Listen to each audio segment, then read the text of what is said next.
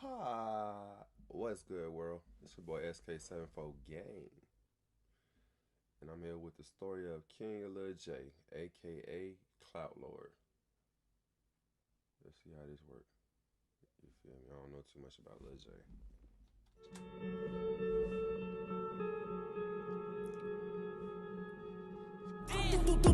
Pick your mans up. Just because people used to come through shooting us every day. Yeah, this block, words can't even explain, man. Can't even explain. Hey, man. Let's go Valley on 5 way on money. Young Money, man. They in the building. 600 boy, LA, man. LA Capone, man. Get it to him, man. Those are two boys, man. Team Number 9, man. Number 9 shooter, you hear me? Hey, bitch, you little bitch. Yeah. Fuck is wrong with you? Hey, I am Brick Squad. Brick Squad, boy. Fuck is you talking about, bro? You have to be willing to die or go to jail for 100 years if that's the lane that you're stepping in. You have to understand that whether you 15, 16, you got to think like a man. You know what I'm saying? Don't be in it. Oh, you're not? Why does everybody say you're only 16 years They old? say what they want to say. How old So are how you? old are you? 300. The story of King Lil J.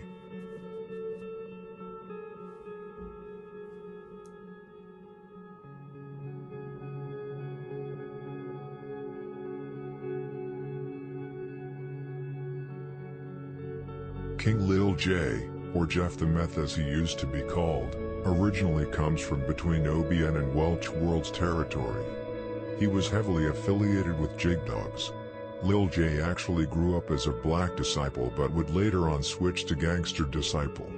Back in 2008, Lil J used to be a DJ at parties and used to dance with his cousins.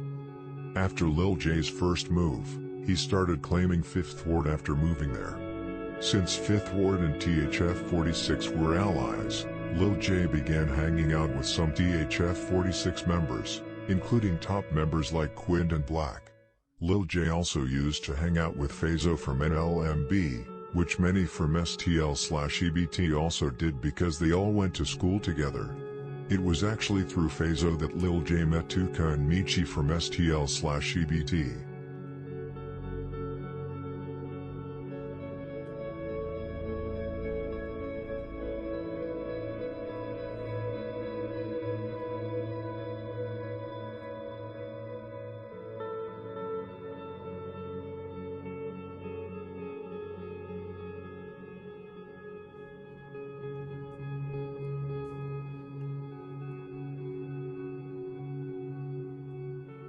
Lil J later moved to STL territory but did not claim STL just yet.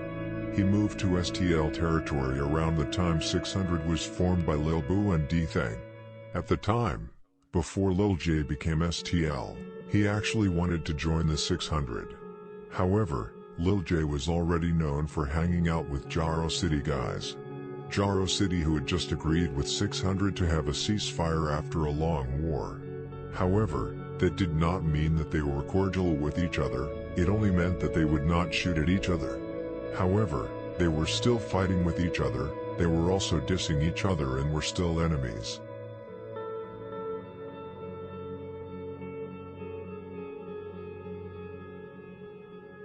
When Lil J tried to become a member of 600, most people from 600 saw him as a lame because they thought he was trying to play both sides.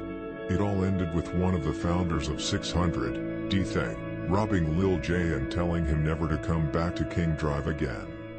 It was after this incident that Lil J would instead become Jaro City. Lil J later met more STL members through Jaro City. At the time, in fact, both KI and FBG Buddha was Jaro City as well. Jaro City's top members at the time were Tukas and Lil Mark's older brother C-Ball and 50 Shot.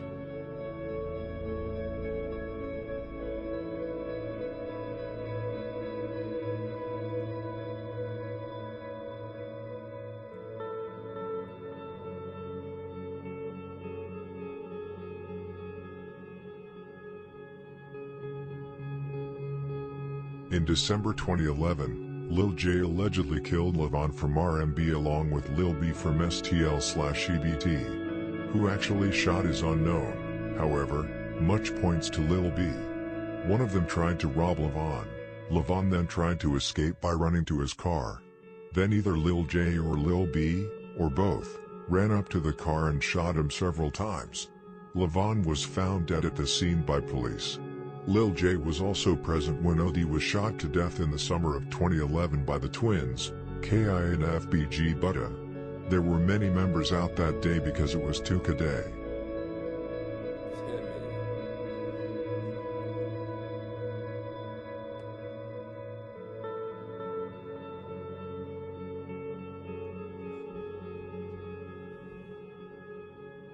Lil J started to become famous in 2012 when he and FBG Duck released the song Critical, where he dissed Chief Keef. In the song he said, "How the fuck you a chief? You ain't putting in work." However, at the time, Lil J did not either have a reputation as a ruthless shooter yet, but Lil J had actually been in a couple of shootouts with 600, O-Block and TYMB.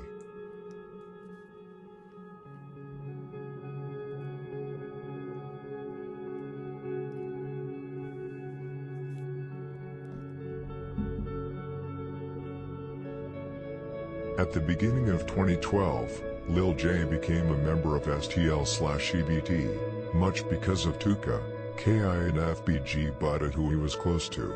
Around this time, Lil J and STL came close to Brick Squad and Lil Jojo. As the Insane movement expanded around Chicago, Lil J and other members such as Billionaire Black became Insane Black disciples. For example, even Lil Scrap from Mob switched to Insane. Lil J, however, would later change again. After Lil Jojo was shot to death by people from a block, Lamron, SMG and 600, both Lil J and Billionaire Black became full Insane GDs.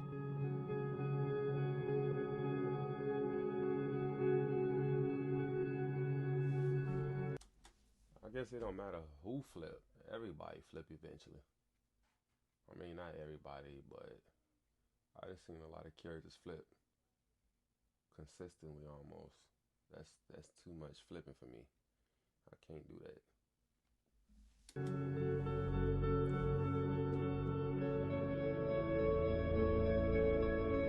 Around the year 2013, Lil J became very close friends with people from Brick Squad and CMB. Many even thought he was part of Brick Squad. It is unknown if he was ever actually a member of Brick Squad, but it was very clear that he wanted to be. This was during the time when Jaro City had conflicts with STL/EBT. This was also when 051 Young Money and STL started to diss each other, which would later lead to shootings between the gangs. This was also one of the reasons why Lil J wanted to become a member of Brick Squad.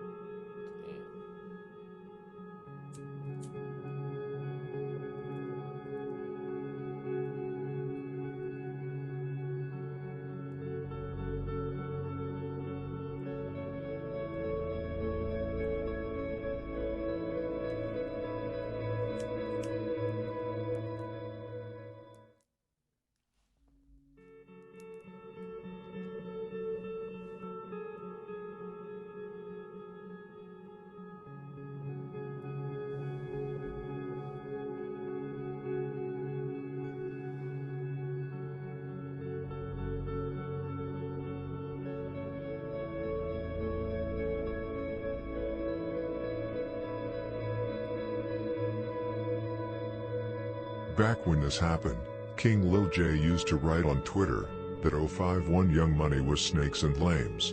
However, all this died out over time, much due to FBG Duck, 051 Melly and Motor, Jaro City, who prevented many of the conflicts as the three were very good friends. But in the year 2014, when STL, Jaro and 051 started to get cool with each other, Lil J had already distanced himself and already started his own movement, We the Ops. He was no longer part of FBG.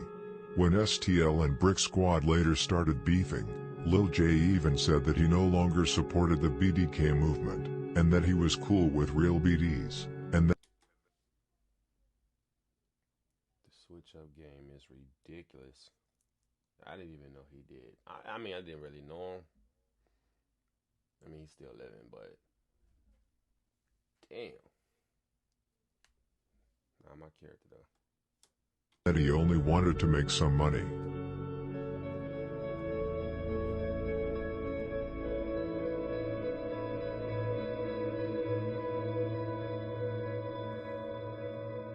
Around this time, there were also many internal conflicts with, among others, FBG Duck and King Yella, that made King Lil J want to distance himself and start the WTO movement. Lil J and FBG Buddha stole money from FBG Duck in a chain from King Yella. It all ended with Duck robbing Buddha and getting Yella's chain back. Duck then got people like STL Lucky and others to jump Lil J, even though they wanted to kill him. It was That's funny because I heard he was a big snake some way how. I mean, I'm not calling him a snake myself. I don't fucking know this man. But the fact that he did all that and stirring up shit, that's fucked up, bro. also around this time that Ide put money on Lil J's head, because Lil J once slapped Emily from PNP. Of course, that was not the only reason he got money put on his head. Lil J had ended up in several shootouts with 600, and actually shot 600 Breezy and Boo Wop. Lil J did not make the situation better by constantly diss 600 and a block in his songs. Attention bargain hunters. Don't miss out. Here's a free backpack. Take it. It's yours.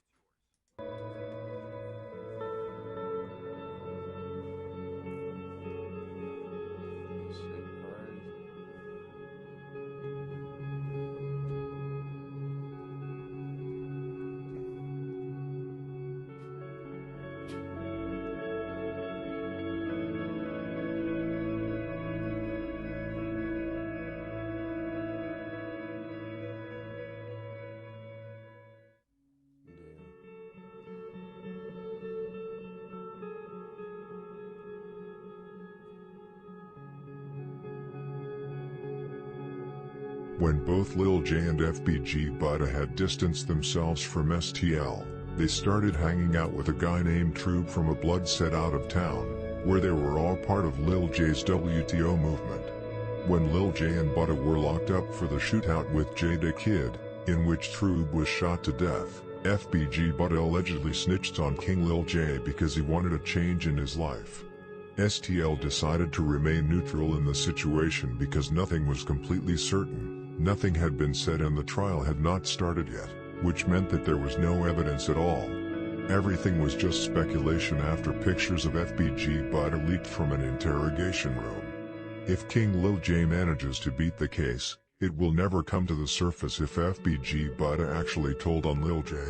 For those who do not know, King Lil J was sentenced to 14 years in state penitentiary for conspiracy to commit murder, intent to kill and injure. Lil J also was charged with murder for the shooting death of 25-year-old Philmon Razine aka Troob, who I told you about earlier in this text. Lil J beat the murder charge pretty quick but was still sentenced for attempted murder.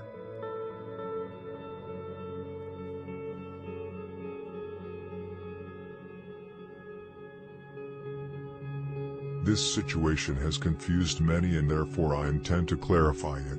Lil J and a few others was going to buy some weed from a guy named Jada Kid from Mitch Block. Once in place, a heated discussion arose about something. Lil J, Buddha, Troob and the others left the scene but later returned with weapons that Troob's girlfriend provided them with. They went to the same place and shot Jada Kid. Jada Kid, however, managed to pull out his weapon and shot Troob, who later died at the hospital.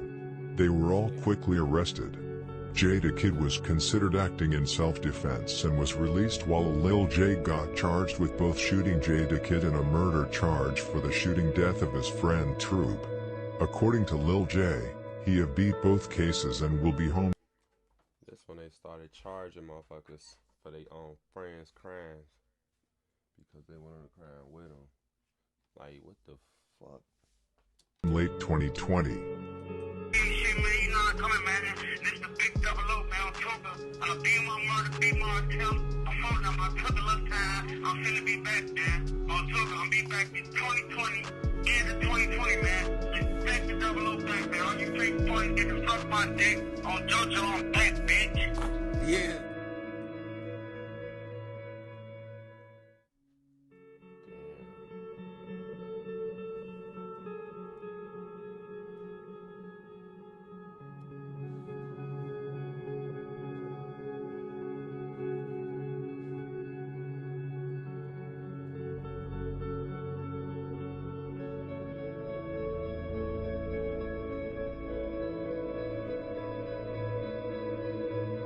While in prison, Lil J has ended up in fights with, among others, D Rose, Rondo Number 9, King Von, Trey 5 and Bazoo.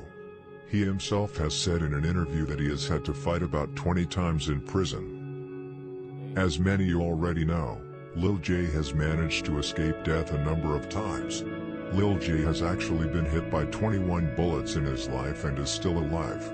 Among others, he has been shot by D Rose, 600, Inky D, 600, Trey Savage, MTV/GBE, Court Eyes, DYMB, Arrow, 051 Young Money, and Doo-Wop, and LMB. In a recent video, Lil J stated that he plans on moving to Miami with his current girlfriend and that he has a lot of songs that he has written in prison that he intends to release when he comes out. Lil J also escaped another situation where he could have been shot. Lil J once ran into G-Baby and Rome from THF 46 in his store. Both were armed and tried to follow him out and kill him. Somehow Lil J managed to escape. Yo, what's up, man? What's up, dog? Hey, y'all niggas wanna get on Instagram, whooping y'all some goofies, man. Where the fat boy at? Fucking clown. Man, Broke ass, hey, why you call him? You always call him all fat, man. Man, what the fuck is, what's up, what y'all, y'all not even in town, man. Huh? Y'all, where y'all at? Out of town somewhere at the hotel? Yeah, we in Cape. Y'all some fucking goofies, G. You wanna put on Instagram, calling my phone. You got my number, calling my phone. You got my number saved, G? You one of my fans, you listen to my shit on me? Hey, little J on Biddy, you know who you talking to, bro. Don't I know your ass a flat ass goofy on Tuka, period. You was a goofy. You know he On Tuka, you a real goofy. Hey, you broke as hell, shorty. Put the fat boy on the phone, man. That's talking all the shit on Instagram. But what you just talking about? You trying to call me on Instagram for? Get y'all goofy, shorty. Put the fat boy on the phone, man. That's talking all the shit on Instagram.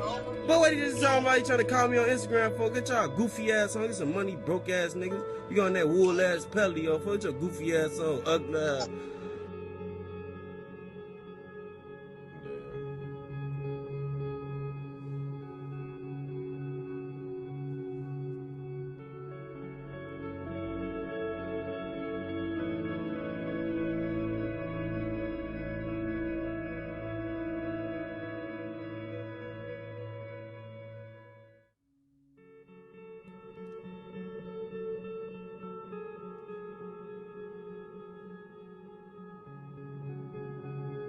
Bonus chapter. Many people wonder what actually happened when Lil J and Lil Bibby, NLMB, ran into each other, where Lil J claims that Lil Bibby ran away from him. NLMB and STL have had their ups and downs, much because NLMB is heavily cliqued up with STL's ops. People like Doo-Wop and Capo were also GBE, which Lil J hated. NLMB has also had a beef with Jaro City where two bodies were dropped, Archie, Jaro City, and G-Red, NLMB. However, it stayed there. Well, what actually happened when Lil J saw Lil Bibby was that Lil Bibby came out of a studio where, among others, Boss Top, O'Block, and 300 were. Once outside, he saw Lil J and started walking in another direction. He did not know why Lil J was there, and did not want to say anything to Boss Top and the others, as he wanted to stay neutral in their conflict. He also did not want to let Lil J find out that 300 were up there, so he basically walked away even though Lil J shouted at him. Bibby basically spared Lil J from getting shot or in worst case killed. Lil J later dissed Bibby in a song, claiming that Bibby ran from him. He probably kind of saved your ass. He probably could have let him knowing everybody else on the other side wanting to get at your ass, he could have just shit, get at him.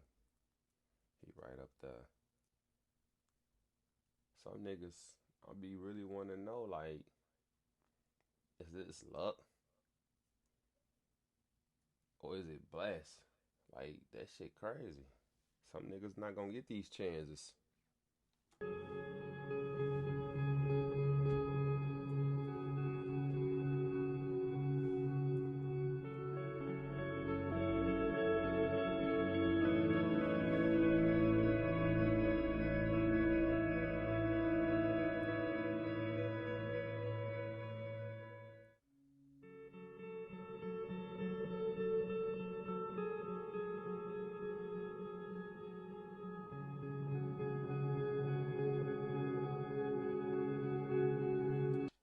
He telling him that. It would have looked like I set you up. I let you live. Technically, thinking. Because shit, they could have still found him. But I guess.